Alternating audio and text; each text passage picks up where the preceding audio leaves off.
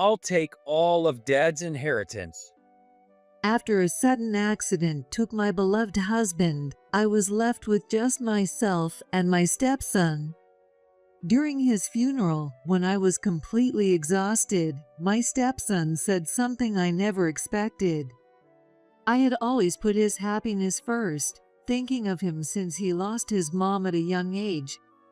It seems none of that mattered to him. You're not my family, so you're gonna have to leave this house. You see that shed next door? You can live there. It costs money to destroy the shed, and it's old, and it's just right for someone like you. I couldn't believe what I was hearing. That old shed was falling apart, with gaps letting in the wind. It was obvious no one could live there. He had said countless cruel things to me before, and I never once felt accepted as a mother. But this was just inhumane. Yet, I had nowhere else to go. What could I do? So I was kicked out and had to start living in that decaying shed. But little did I know, this shed would change both mine and my stepson's lives forever. Thank you again, Steve, I said as I took my husband's hand and got out of the car. Don't worry about it. Steve smiled. It was a scene I had grown used to. My name is Sarah. I'm a 64-year-old housewife. The man standing next to me is my husband, Steve. It's been over 30 years since we got married. We met at work. He was my boss, and I was his junior coworker.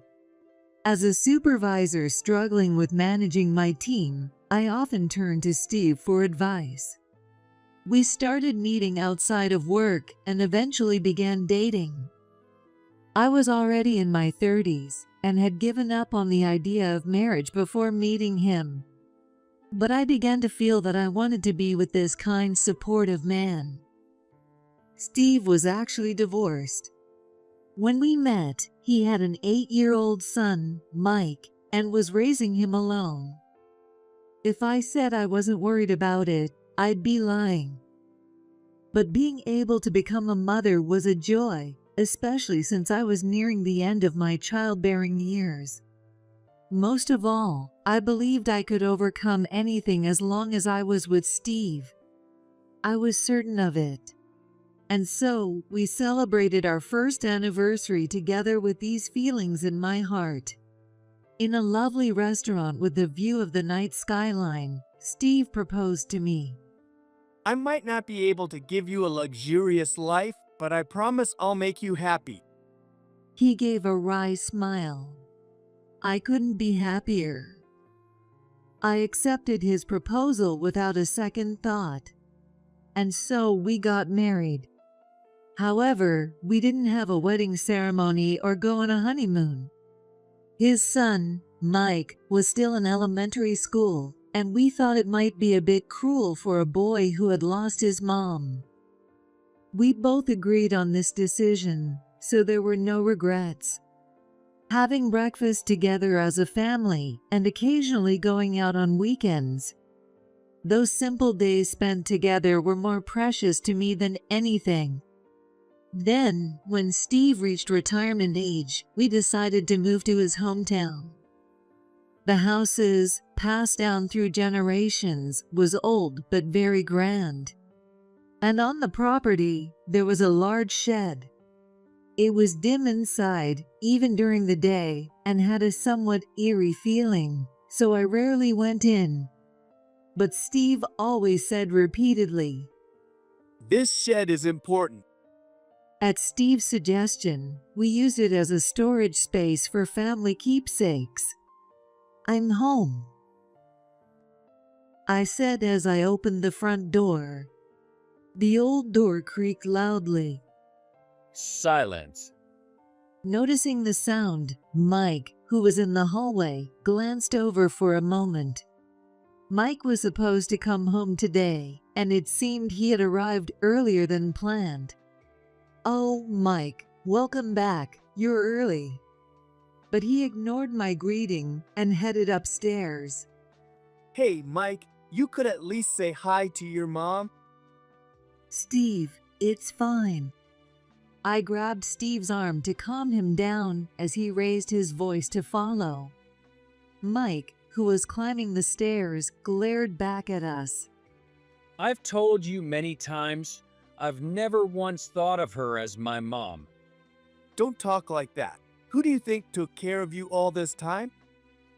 Dad, did you have to take her on another useless hospital visit? Mike, there are things you can and can't say. At Steve's words, Mike let out a deep sigh and stormed off. I'm sorry, Sarah. Please don't pay attention to what he says. It's all right, thank you. Steve looked at me with an apologetic face. Mike had always been like this with me. According to Steve, he had been quite the mama's boy since he was little, and losing his mom must have been a tremendous shock for him. Since then, it's like he's become a completely different person, turning cold and distant. Maybe that's why he's never accepted me as his mom, never speaking to me since he was a child. I know my hospital visits are a burden on you. Don't worry about it. I'm doing this because I want to. Here.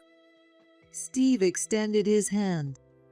I took his hand and stepped up into the house. I can't move my legs well. When I was younger, one hospital visit and some rehab once a year were enough. But after I turned 40, my condition worsened. Now, I go to the hospital several times a week, and with Steve's support, I manage to get by. Living alone would be almost impossible, both financially and physically. Mike must have been frustrated seeing my condition get worse and worse. You're in the way. He would push me aside when I went to the bathroom or deliberately hide my walking cane. As he grew older, his harassment toward me increased. Mike really loved his mom, didn't he? Yeah, he used to be such a kind boy who cared about his family. I just wish he'd be more manageable on the rare occasions when he comes home. Steve, don't worry. I'm just happy to be living with family. I wasn't just pretending to be strong. I truly felt that way. I was happy just to be with my family, to be with Steve. One rainy day, the sky was covered with large black clouds. Looks like the rain won't stop for a while. I wondered if Steve took an umbrella with him. With that on my mind, I went about my usual cleaning routine. At that moment, suddenly, the phone rang loudly. I have a bad feeling about this. I hesitantly picked up the receiver and put it to my ear. Hello. Hello, this is the Central District Fire Department. The fire department? Did something happen to my husband? My heart started pounding faster and faster. All the sounds around me faded away, and I felt utterly alone. A car skidded on the wet road and collided with your husband's car. Is my husband all right? Terrible thoughts flashed through my mind. I desperately tried to push those images away and waited for the firefighter's words. The car was severely damaged, and it appears that your husband has sustained serious injuries. No way. Your husband is being rushed to the hospital. Would it be possible for you to come to the hospital? Yes, I understand. I'll be there right away. After confirming the call had ended, I immediately called the taxi company. I had kept their number handy so I could get to the hospital quickly, even if my husband wasn't around.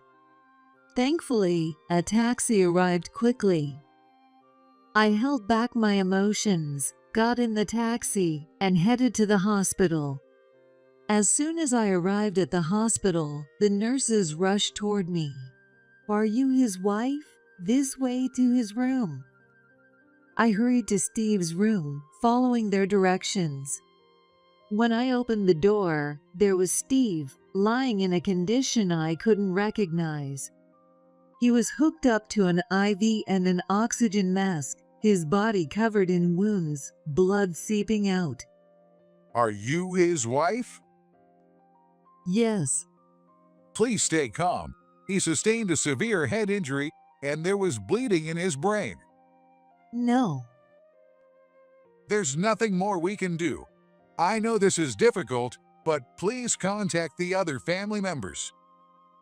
It felt like something happening on TV. It didn't seem real. No, maybe I just didn't want to believe it. With trembling hands, I called Mike and other relatives to explain what had happened. Right after making those calls, Sarah, are you there? Steve, who was not expected to regain consciousness, called out to me. I rushed to his side and held his hand. It wasn't like the hand he always extended to me. It was weak, almost lifeless. I brought my face closer, not wanting to miss his faint voice. Sarah, I'm sorry. "It's okay, don't apologize." He gave a wry smile, just like when he had proposed to me. It was the same smile he always had, and tears began to fall. I was happy being with you. Thank you. "Me too, thank you." As I answered, Steve smiled with relief and closed his eyes. I knew this would be our last conversation. Shortly after, his heartbeat stopped and Steve was gone. Everything that followed happened so quickly. People came in turns, asking me to fill out various forms. There was so much to do that even though I had seen Steve pass away right before my eyes, I couldn't grasp the reality that he was gone. After all the formalities were finally settled, I waited for the taxi in the hospital lobby. Just then, my phone rang. It was a call from Mike. "Mike, what's going on?" I answered the phone, wondering. I had just called him right after Steve's passing, so it was strange that he was calling again so soon. "Hello, Mike?" So, about Dad's estate. Mike spoke in a calm and flat tone. I couldn't respond right away to the unexpected topic. "Estate? What do you mean?" Just like I said, we need to discuss what to do with Dad's estate. "Steve just passed away. Do we really need to rush into this?" Honestly, I hadn't had the time to think that far ahead. I'd like to wait until after the funeral to talk about it. What he said next took me by surprise. As always, you're useless and just in the way. "No way." Well, whatever. I'll handle everything. "Huh? What do you mean by everything?" Estate distribution. You're not my family, so don't interfere. Just wanted to let you know. "Wait, Mike?" He hung up without giving me a chance to respond. I stood there, unable to process what had just happened.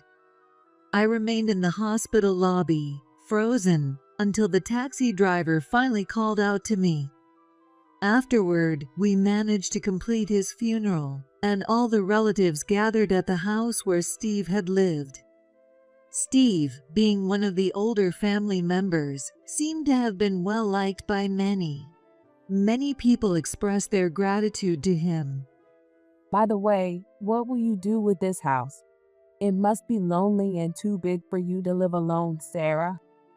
Well, that's. When asked about the inheritance, I hesitated to answer.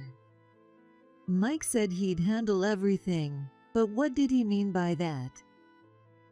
Of course, I couldn't tell the relatives that, so I tried to dodge the topic. Apparently hearing the conversation, Mike joined in. I'll inherit this house. What? As the eldest son, it seems right for me to take it over. We talked about it together. He said this with an odd smile. Maybe I was the only one who found it unnatural. Oh, I see. The relatives nodded in agreement. There was no discussion, nothing. But there was no point in arguing about it now. Trying to keep my suspicion off my face and go along with the conversation, even more unbelievable words came out. Sarah is going to live in the shed that Dad cherished. The shed. I never agreed to that. I had rarely gone into that large shed. The roof was peeling off, and the inside was falling apart, barely holding its shape. It was a very old building and looked like a ruin from afar. Mike kept pushing the conversation forward. When the relatives stepped out for a moment, I confronted Mike. Wait, what do you mean by living in the shed? And we haven't even discussed his inheritance. I told you on the phone. I'll handle everything. That's not what I meant. Anyway, once this gathering is over, get out of the house. I'm going to live here. The moment the relatives left, Mike's demeanor changed completely. His hatred for me was clear in his expressions and words. Oh, and as for the other assets, I'll inherit almost everything, so just go along with it from now on. Silence. I'll give you that shed, though. You can have it. Why? That shed is pretty old, you know? It's going to cost $50,000 to demolish it. It's really in the way. So you're giving it to me? Yeah, it just hit me. An eyesore belongs in an eyesore. That shed was something Steve cherished. How can you say that? Well, it's perfect then. It might be a little old, but it's just right for you, isn't it? Mike laughed coldly. That shed had indeed been used for storage.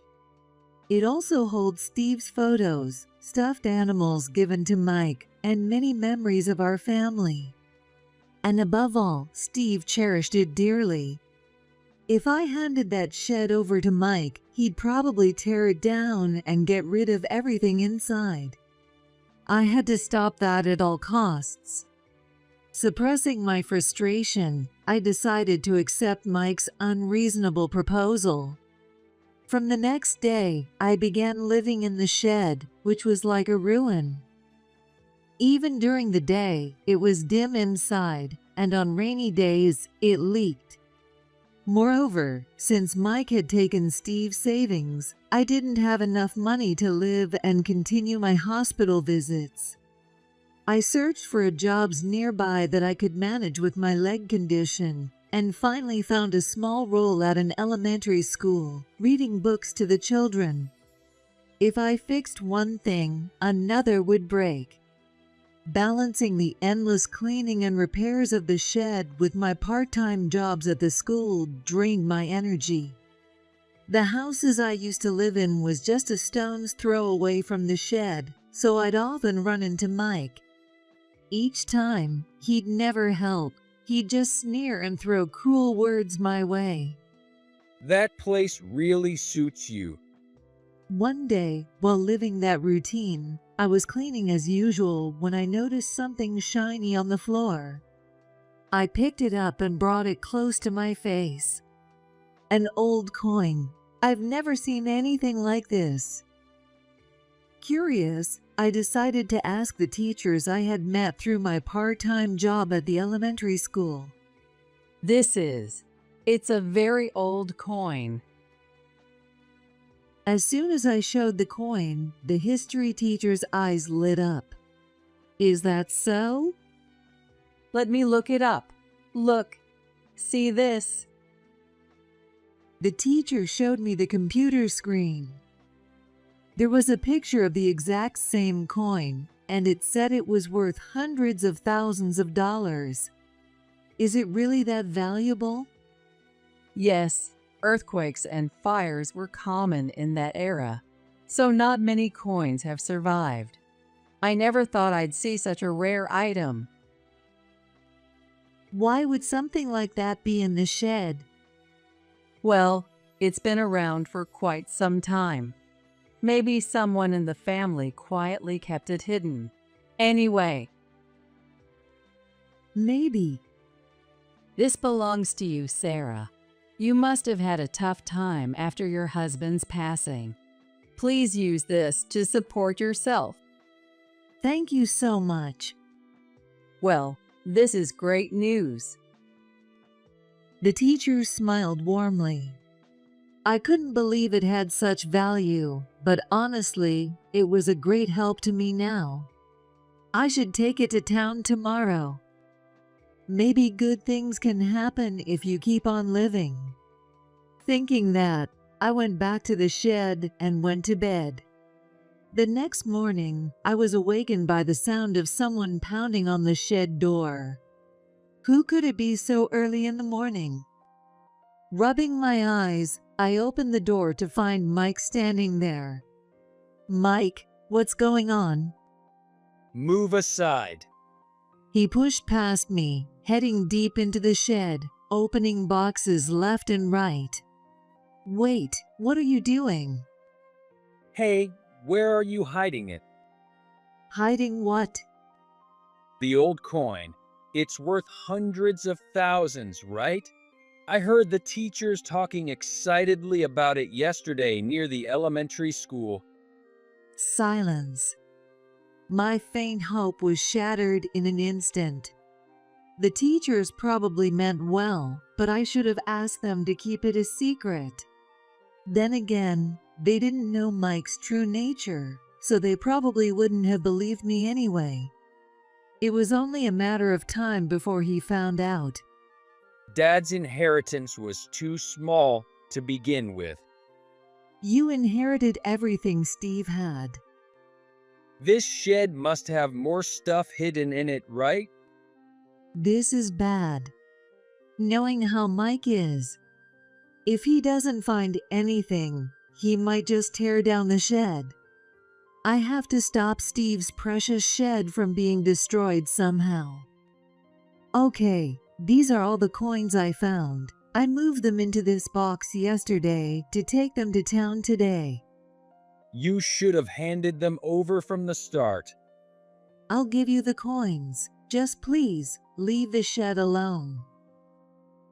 Geez. Mike grabbed the box from my hands and walked out. Thinking about how tomorrow would be just another repeat of the same exhausting days made me feel dizzy. But at least the shed was safe. As long as I had those happy memories, I could keep going. I opened the box near my bed and looked at Steve's smiling photo, reassuring myself. Still, the fact remained that I was nearing the limit of how long I could continue this lifestyle as I approached 70. Living in this less than ideal environment was probably worsening my leg condition. The doctor told me to avoid getting too cold, if possible. Sigh. I sighed and looked around the shed. Wind was whistling through the gaps.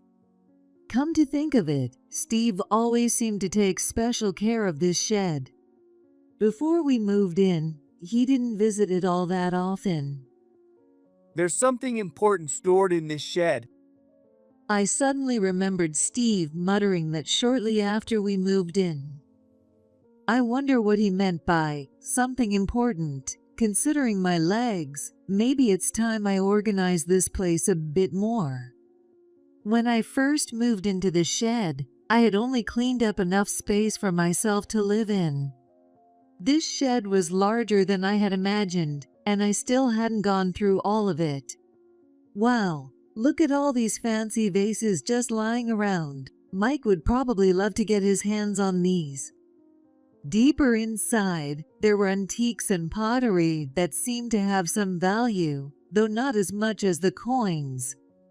Steve never had a habit of collecting things like this, so they probably belonged to the previous generation. I still hadn't found anything that looked like the something important Steve had mentioned. What are you doing? Mike, I had left the shed door open while I worked since it was so dusty inside. He must have seen me while passing by. So, there really is something hidden in this shed. No, it's just that with my legs, I thought it was time to organize things properly. It wasn't a lie. I had to make him give up. Otherwise, this shed would be torn down before I could find Steve's something important. Is that really all? Yes. He stared into my eyes. I stared back, refusing to look away. A long silence followed. Suddenly, Mike grabbed a wooden stick from the floor and started smashing the wall near the entrance. What are you doing? You were trying to hide something, weren't you? Please, just don't destroy the shed. I instinctively grabbed Mike's arm. Maybe he hadn't expected me to be this strong, but he stopped and let the stick fall to the floor. If you don't want Dad's precious shed destroyed, you better think carefully. He glared at me and then walked out of the shed. I have to find it fast, or this shed will be destroyed. I suppressed my shaking hands as I picked up the broken pieces of the wall. Mike's blows had been so strong that the fragments had scattered far back. They've gone all the way in, and they're stuck. I can't get them out easily. It was dark, and I couldn't see well, but it looked like there was a groove in the floor, and the debris had gotten caught there. All right. I pulled with all my might, and the floor made a loud clunking sound. A square-shaped hatch lifted slightly from the floor. I hesitantly lifted the hatch, revealing a staircase leading down, big enough for a person to pass through. What is this? A hidden staircase? Steve had never mentioned anything like this. I peered down the staircase from above, but it was pitch dark, and I couldn't see anything. However, strangely, I didn't feel any sense of dread. I grabbed the flashlight I kept near my bed and decided to go down the stairs. After descending about 30 steps, I found a small room. It was an odd space with nothing but a table in the center. What was this room used for? As I shone the light and moved closer to the table, I noticed a small cardboard box on top. Normally, I would have been too cautious to open it. But for some reason, at that moment, I felt like I had to open it. I peeled off the tape on the box and gently lifted the lid. Inside was a navy blue ring case and a letter. I opened the ring case, and a large diamond sparkled brightly. A diamond ring? Why is it here? Puzzled, I picked up the letter, and my breath caught. On the envelope was written, "To Sarah." No doubt about it. This was Steve's handwriting. With trembling fingers, I opened the letter, and this is what it said. To Sarah, I'm leaving this letter here in case something happens to me. We didn't have a wedding ceremony or go on a trip because we were thinking about Mike, and it's weighed on me all this time. I have always felt guilty for not giving you a ring, taking advantage of your kindness. I'm not brave enough to give it to you directly, so I was planning to give you this ring on our 50th wedding anniversary. Please let it stay here until then. The papers included with this letter are the deed to this shed and an inventory of the estate. This has been passed down through generations, but I have decided that it can't be given to Mike in his current state. If things stay as they are and I suddenly disappear, Mike will probably say cruel things and act unreasonably toward you. When that happens, show this letter to the lawyer. I've arranged for him to handle everything. Steve, this ring must have been so expensive. Steve's smiling face flashed in my mind. His shyness had never changed, not even until the end. And I loved that about him. Memories of the days we spent together came rushing back, and tears welled up in my eyes. At the end of the letter, there was a phone number. It was probably the lawyer's number. I could hardly believe what was happening, but I gathered my courage and made the call. It connected to a law firm. When I told the woman on the phone my name, she exclaimed, "Oh," and quickly transferred me to a male lawyer. He introduced himself as Ted, a friend of Steve's. Sarah, I've been expecting your call. Ted, I just found this letter, and I'm still so confused. Yes, I understand. Take your time. It's okay. Ted's gentle voice helped ease my tension. After a while, I calmed down and explained everything that had happened since Steve's passing until I found the letter. Ted then spoke. You've been through so much. You've done well to make it this far. Leave the rest to us. Wait, does that mean hiring you as a lawyer? Yes, but don't worry about the fees. I owe Steve a lot. Ted chuckled softly. It was a moment that should have brought me immense relief. However, all I could think about was Mike's face. Excuse me, but could you give me a little more time? You're concerned about your son, Mike, aren't you? Yes, even if he doesn't accept me, he's still my precious son. I feel like I might be cornering him.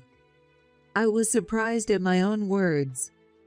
After all the terrible things he had done to me, why was I hesitating? Is this what being a mother is all about? I don't usually say this, but from what you've told me, Mike's actions are extremely unfair. However, we'll wait until you're ready, Sarah. I'm sure that's what Steve would want as well. Thank you. I hung up the phone, put the letter and ring away, and closed the hidden door. Until I could sort out my feelings, Mike couldn't find out about this door. I covered it with as much dirt and dust as possible and moved items over it. A few days after discovering the letter, I returned from my part-time job at the elementary school to find Mike and an unfamiliar man standing in front of the shed. A sense of dread washed over me, and I hurried toward the shed as fast as my bad leg would allow. Mike, what's going on? Who is this? Oh, it's you. We've decided to tear down the shed after all. What? Why so suddenly? Mike and the man beside him smirked. It's all because you've been hiding things, isn't it? I figured there might still be something valuable in this shed, so I talked to Sam, the appraiser here. He agreed to demolish it for free and buy whatever we find in the shed. But wasn't the shed passed down to me? That was just a verbal agreement, wasn't it? No proof. Who's gonna believe you? While I stood there in shock, the two of them went on planning the schedule and demolition process. At this rate, the shed is really in danger. Unable to stand still, I ran over to Sam, who was standing next to Mike, and grabbed his arm. Please, don't destroy this shed. Whoa! What are you doing? Let go. Sam shook his arm free with force. The impact threw me off balance, and I couldn't steady myself on my bad leg. I nearly hit my head on the curb. In that instant, I felt as if I was floating for a brief moment before collapsing. The angle shifted slightly, so I only ended up with minor injuries. What was that? Could it have been Steve? I usually don't think that way, but maybe it was because of the letter. I couldn't help but believe it. Not just for my sake, but Mike can't go on like this either. Feeling as though Steve was pushing me forward, I decided to call Ted. From there, things moved quickly. You don't have to do anything, Sarah. Just as he said, Ted and his team handled most of the complicated work. In addition to the letter Steve had left, Ted had also been given a legally binding will, so all of Steve's assets were transferred to me. Stop it. This is my house. Yelling could be heard from the house. It seemed the workers hired by Ted were trying to evict Mike. Mike noticed me approaching and began hurling insults. Hey, you.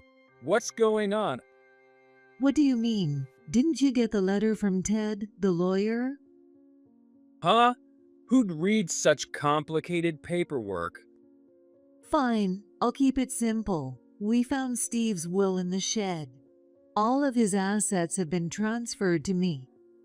All his assets? You've got to be kidding me. The color drained from Mike's face. After Mike was evicted, I went inside the houses to find a pile of overdue notices on the table. There were also horse racing newspapers in the trash, so he must have gotten into gambling and accumulated debt. He was probably planning to sell the house and land to pay off his debts. If he hadn't treated me so terribly, I might never have found the letter in the shed. The inheritance could have been divided fairly, giving him a reasonable amount of money. This was truly a case of reaping what you sow. And now, having been cornered, Mike apparently embezzled from his company and is currently facing legal consequences. No matter how terribly he treated me, he's still my only son. With Ted's support, I visited him frequently. But every time he hurled insults at me. You're not my mom. With those legs, you're nothing but a burden on society. Words I had held back for so long nearly escaped my lips. Seeing my distress, Ted, sitting beside me, stood up. Mike, have you ever thought about why Sarah's legs don't work properly? Ted. Shut up. Who cares about that? Don't you remember? When you were in elementary school, Sarah saved you when you were about to get hit by a motorcycle. What? Is that true? Mike looked at me with wide eyes. I made up my mind and spoke. Yes, it's true. You were saved, but I didn't quite make it in time. My legs were run over by the motorcycle. The fractures healed, but it seems my ligaments were damaged, and I was left with permanent effects. Why didn't you ever tell me something so important? I didn't want to corner you. Ted also knew about it from Steve and kept it a secret all this time. Silence. But to you, I'm just a nuisance. From now on, we won't see each other anymore. When you get out of jail, live however you want. Mike was stunned into silence. Leaving him behind, I walked away from the prison. Several years have passed since then, and thanks to the assets Steve left me, I've been able to live like I used to. Of course, the shed remains just as it was. And on my left hand, the ring sparkles. One afternoon, the doorbell rang. I opened the door to find Mike standing there. His hair and beard were unkempt, and he was wearing a worn-out t-shirt. Strangely, though, the coldness and aggression he once had were gone. What brings you here? I know it's selfish, but I just had to apologize for what Ted told me about your legs. It's all right. I did what I did because I wanted to. When my real mom passed away, I was devastated. I knew you gave me a lot of love, but I just couldn't accept it. I see. It's too late now, but I'm sorry. With that, Mike bowed deeply. I decided to accept his sincere apology. He began visiting often, taking care of me with my bad legs. He has become a kind and warm person, as if he were a different person. All right, I'll be back next week. After Mike left, I looked around the now quiet living room. Steve, it took time, but Mike has returned to how he used to be. I spoke to the smiling photo of Steve propped up on the table.